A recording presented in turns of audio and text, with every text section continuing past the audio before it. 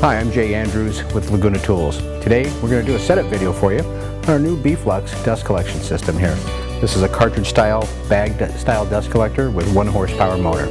Let's go ahead and roll this unit out of the way. We'll bring a brand new one in the box, put it in this place here, and do a complete setup for you. Before you unbox it, there's a few things you want to note on the box. The first thing is the serial number of your machine is right here on the box. Take a moment, record that serial number, and you'll use that for your product registration a little bit later.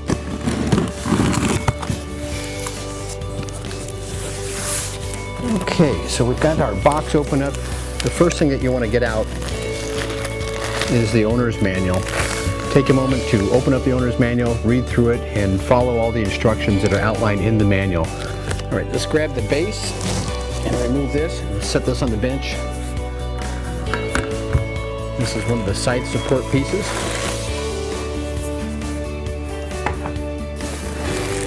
Okay, now this little bag here has got some bags in it, and also it has the cloth covered snap bag ring. We'll address this later during the assembly. And here's the inlet pipe. And let's go ahead and lift this styrofoam up and out of the way and set this to the side so you don't trip on it.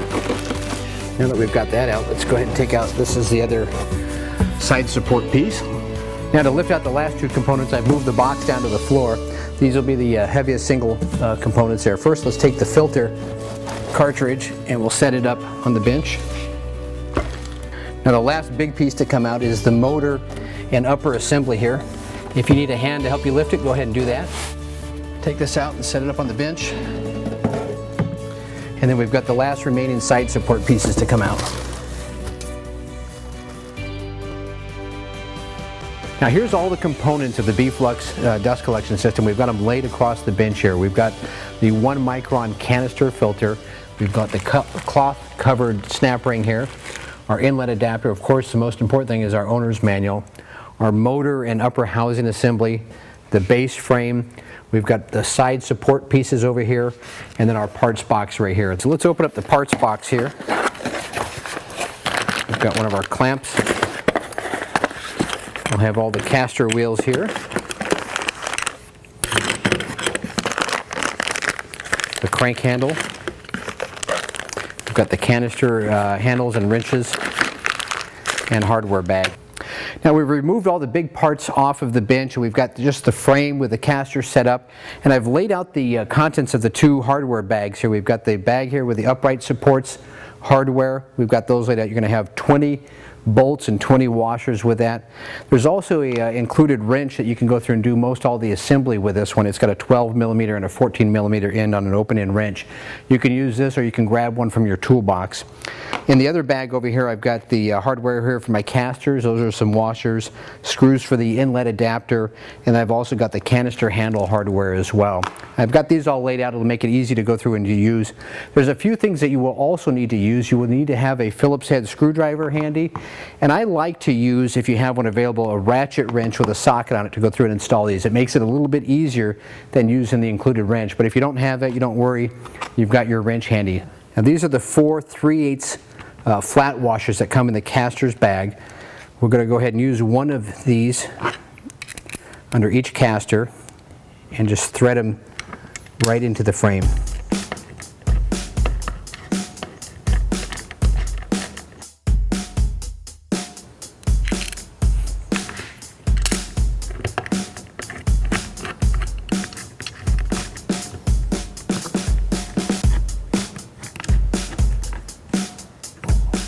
Now using the supplied wrench, use the 14 millimeter end and secure those casters in place so that they don't come loose.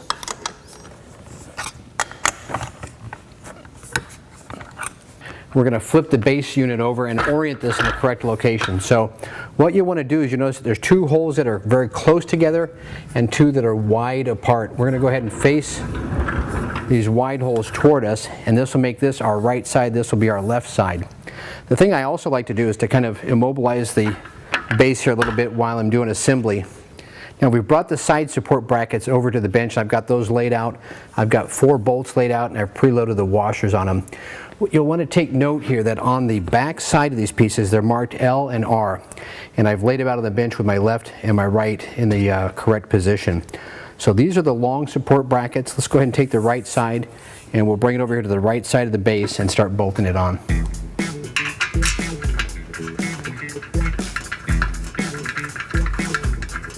These fasteners will just simply tighten these finger tight right now. I don't want to tighten them all the way down because I'm going to fit a few other parts here.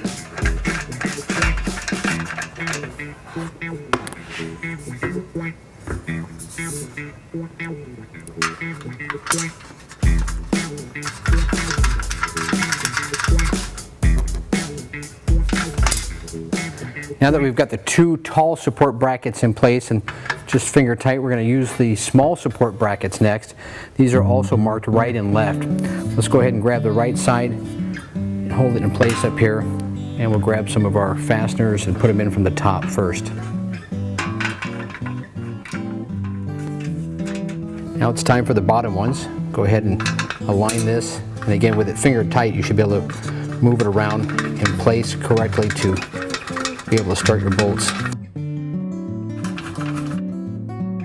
Now we're going to repeat the process for the other side. Remember, the sharp angle goes up, and we'll get the bolts in and leave the side loose as well.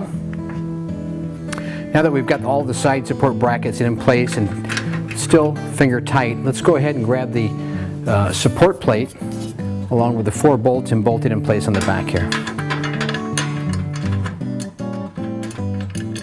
Now that we've got the side support brackets and our tie bar in place here, I'm going to go through and lay this on its side. This will make it very easy for us to go through and put the upper housing and motor assembly on it without having to lift and hold things up in the air. And we'll bring this in place. Now if you're unsure about this, or if this is too heavy for you to handle, you can undo this series of bolts and take the motor and impeller out of the way and then reinstall it later. I think most users can go through and put this together without having to remove it, but if you needed to, you can certainly go through and remove all these bolts. Now that we've got this here in place on its side, I'll bring my base assembly up and line it up with these holes that are up here, and then we'll bring the bolts in and begin to get this tightened down.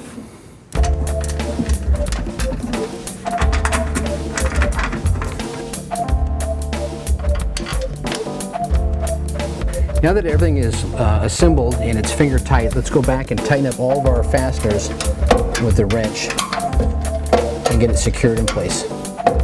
Now I've got all the fasteners tight on this unit here. We're ready to go ahead and stand it up, and this unit is getting heavier and heavier the more I assemble it. I think that the weight on this thing is around 75 pounds or so. So if you need a hand right now, have someone help you lift it up.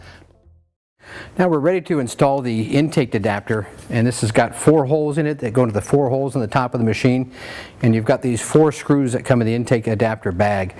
You want to make sure that you don't drop the screws into here, so we're going to go ahead and set this in place and line it up over those holes, and I'll bring the screws in one at a time.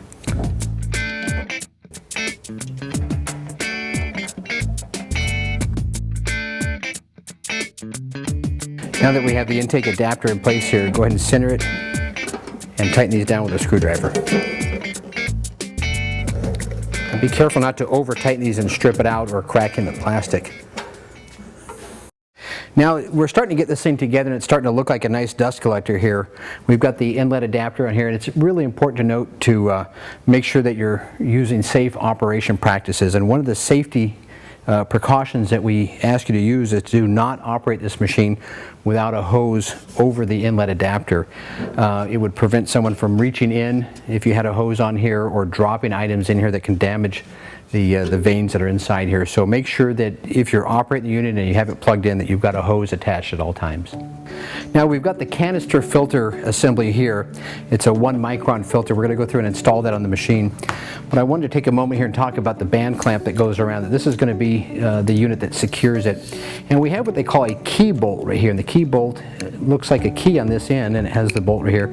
And you may need to go through and adjust this tighter or looser for the perfect fit. It should come pretty well adjusted from the factory since it's on the filter, but if you need to adjust it, just simply take it off and tighten it or loosen it to adjust your fit. Let's go ahead and put this on the filter, put the band clamp over it, and simply engage the key bolt to the hook. Now that we have the band clamp in place, let's go ahead and lift up the filter cartridge and set it up on top and begin fitting it down to the framework of the machine. You want to make sure that it slides down over the lip. And once you have it in place, you can actually index this and turn the band clamp to the desired position. You want to make sure you have a good seal all the way around by pushing down on the filter, make sure that it's all the way down. And then once you have it in place, you're going to tighten down this band clamp, and I'm going to run mine toward the side of the machine, but you can index this any place you want to around the perimeter.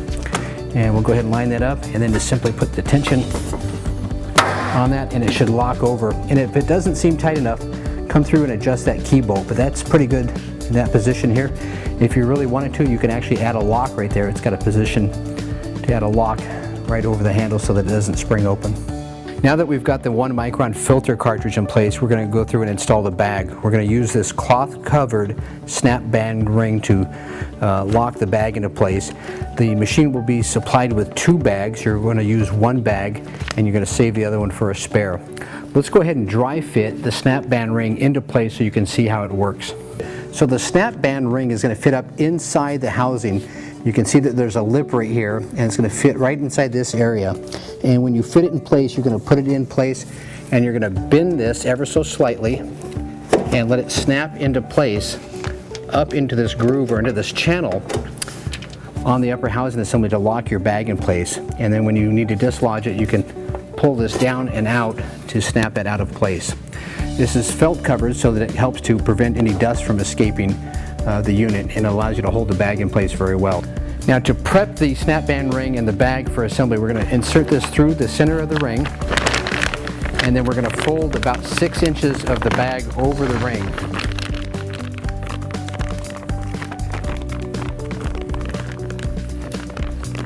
Believe it or not, this makes it really easy. Now that we've got that folded over the edge, we're ready to install the ring and to snap the bag into place. So we've got our material hanging over the side. We're going to go through and get this installed in place. Okay, so now that I've got that snap band ring holding the bag in place, the whole idea behind this ring is to make it easy to fold this up and over the lip. And now I can put a real true band clamp on the outside. Let's go ahead and roll the plastic up. And let me go grab the bag clamp, and we'll put it right around here. So take the band clamp and put it around your bag, up and over the edge here. So line up this metal tab right between the buckle.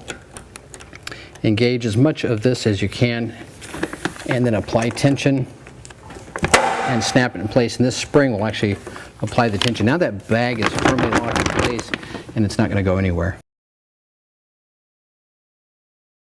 One of the great features about this canister filter is the ability to clean it, and we do that using this handle. It installs on the top, and then we use the washer and the bolt to go through and secure this in place. Secure it with a wrench, and it's ready to use. Now that concludes the assembly here of the Flux dust collection system. Now you're ready to plug it into 110 volts and turn it on with the switch right here. If you need any more information on the Flux or any of our dust collection systems, go to our website at www.lagunatools.com or give us a phone call at 800-234-1976. Thank you.